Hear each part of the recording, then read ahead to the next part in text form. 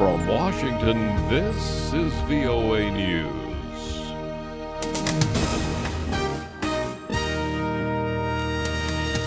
Coming up, the latest on the situation in Syria. Navalny calls for protest following election defeat. President Obama will make his case directly to the American people in a televised address to gain support for military action against Syria, that in response to the use of chemical weapons there. VOA will have live coverage of the speech beginning at 1 hour Universal Time Wednesday.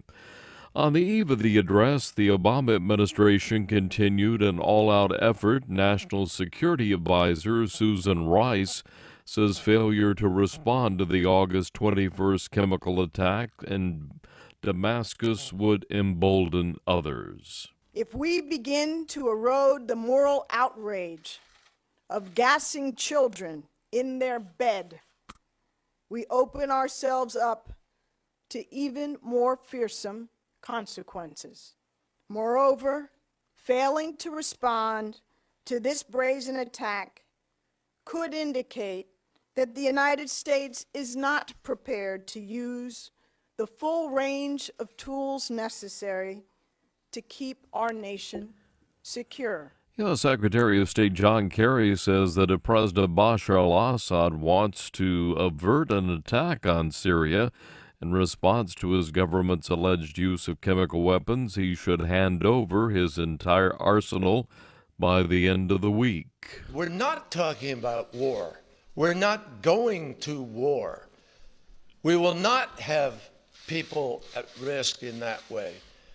We will be able to hold Bashar Assad accountable without engaging in troops on the ground or any other prolonged kind of effort, in a very limited, very targeted, very short-term effort. Speaking Monday in London, Secretary Kerry said that he did not believe Mr. Assad would take such action and questioned whether it was even possible with a civil war raging in Syria. Russian Foreign Minister Sergei Lavrov announced Monday that Moscow would push its ally, Syria, to place its chemical weapons under international control and then dismantle them quickly to avert U.S. strikes. While all the talk is going on about chemical weapons, the conventional style of warfare continues in Syria. Government troops battled rebel forces in the suburbs of Damascus, Homs, and Aleppo on Monday. Edward Uranian reports. In an amateur video, Islamist militants say they are withdrawing from the historic Christian town of Malula near the Lebanese border as Syrian government forces launched an offensive to wrestle back control. The Islamic fighters have vowed to protect the town after rebels captured the highest peak last week. Government forces continue to shell rebel-held suburbs of Damascus, including the town of Madamiyah, where an alleged chemical weapons attack occurred on August 21st.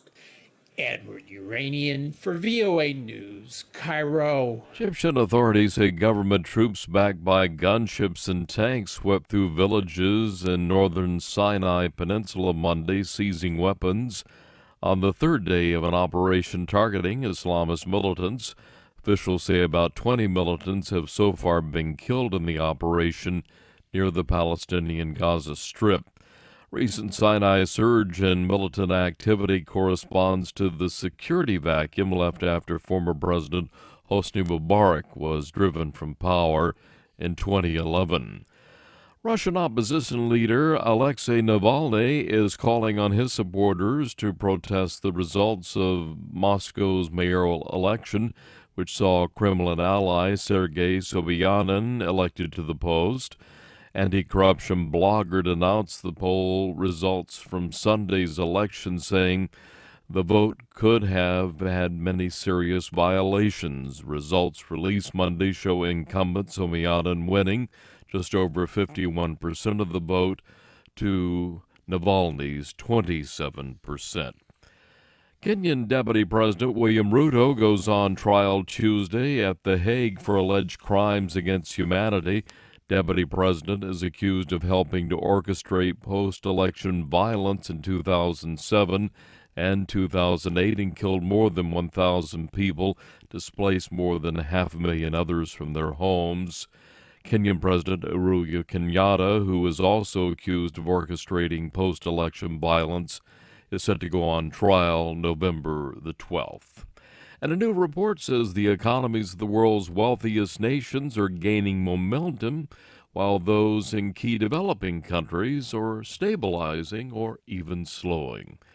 Get more news at voanews.com.